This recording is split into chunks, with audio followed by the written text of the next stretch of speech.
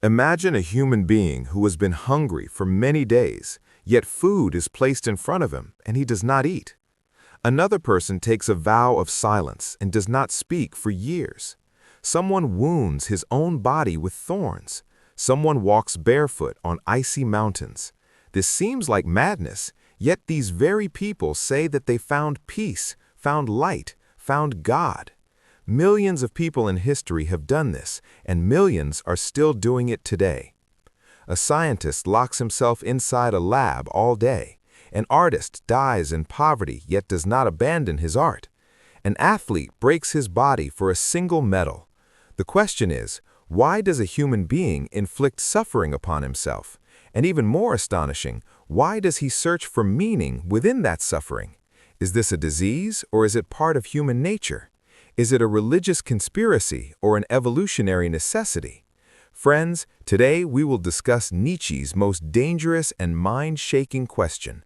Why does a human fast? Why does he choose silence? Why does he kill his desires? Why does he embrace poverty? And the biggest question of all, why does he search for meaning in all this? Nietzsche says that the ascetic ideal has been the most powerful force in human history. It exists not only in religion, but in philosophy, science, art, everywhere. Let us understand it through the lenses of science, psychology, evolution, and sociology. First, let us understand what ascetic life means. It is not just the life of a monk or mystic. Nietzsche says, the ascetic ideal means life against life, war against desire, rebellion against the body. Look at the examples. A Christian monk who chooses isolation in a cave, a Hindu sadhu who lies on thorns, a Buddhist monk who begs for food, a philosopher who withdraws from the world to think, a scientist who spends his entire life inside a laboratory, an artist who lives in poverty for his art. All of them are doing the same thing, killing their natural desires for a higher purpose. The question is, why does this tendency exist in humans? From an evolutionary perspective, human survival has always depended on self-control. Around 200,000 years ago, when Homo sapiens began migrating out of Africa, they faced extremely harsh environments. To survive during the Ice Age, control over immediate desires was essential. Behavioral economics research shows that human groups that were able to delay immediate gratification had higher chances of survival. If all the meat is eaten immediately during hunting season, people will starve in winter. The tribes that dried and preserved meat survived. This was the beginning of self-denial. Walter Mischel's famous marshmallow test proves the same thing. Children who can delay immediate rewards are more successful in life. So the roots of ascetic life lie in evolution. But then how did it turn into religion? Now comes one of science's most astonishing discoveries. Neuroscience tells us that the human brain can transform pain into meaning. When you suffer for a higher purpose, what happens in the brain? The anterior cingulate cortex and the prefrontal cortex become active, areas that create a sense of meaning and purpose. At the same time, endorphins are released, reducing pain and creating a feeling of pleasure. This is why marathon runners feel runner's high in extreme pain. Those who fast feel spiritual strength despite weakness. Ascetics find peace within suffering. Viktor Frankl wrote in his book that those who survived Nazi concentration camps were the ones who found meaning in their suffering. Nietzsche says humans need meaning, even if that meaning is suffering. Suffering is better than meaninglessness. Now we come to Nietzsche's most controversial argument. Nietzsche says that religious priests recognized this psychological need and exploited it. Religious anthropology shows that nearly all major religions contain traditions of self-inflicted suffering because it is the most powerful way to control people. When you tell someone that his desires are sinful, his body is impure, and salvation comes only through self-denial, you gain complete control over him. That person no longer expresses his power outward, he turns it inward. He becomes harmless, he becomes obedient.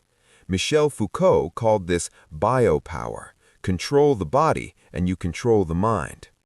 Nietzsche says this is not limited to religion, it exists in philosophy as well.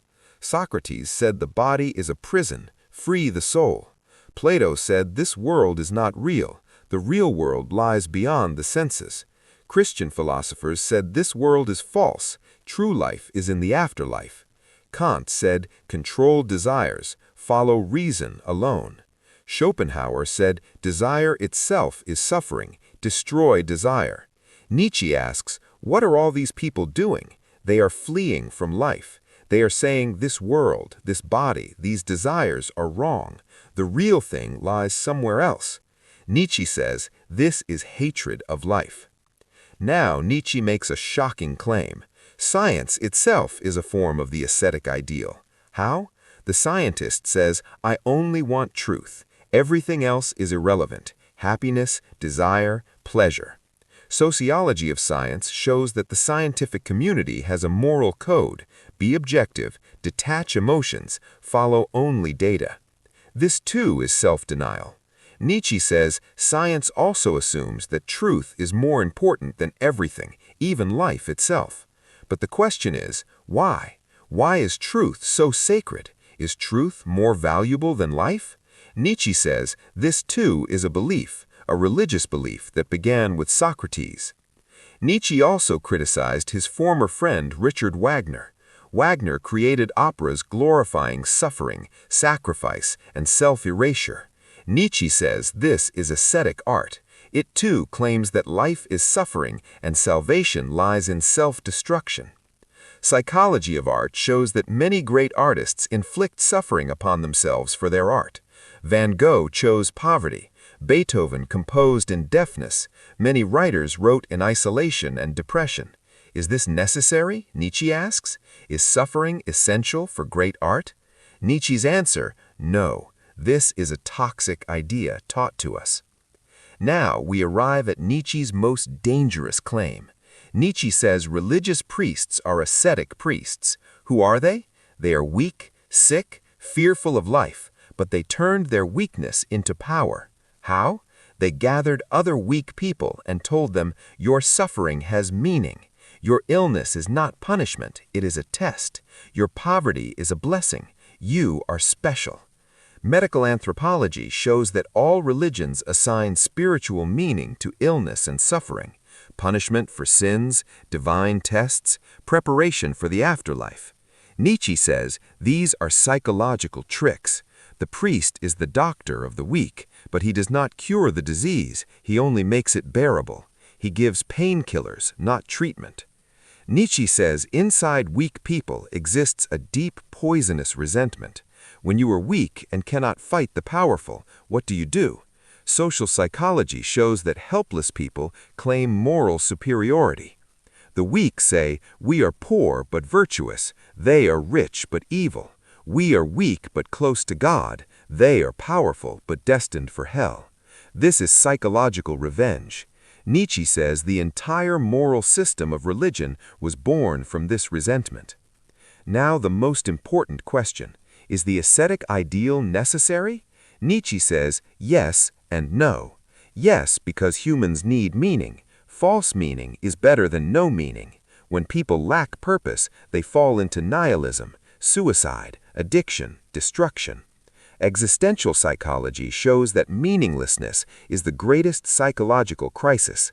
The ascetic ideal at least provides meaning, even if it is false.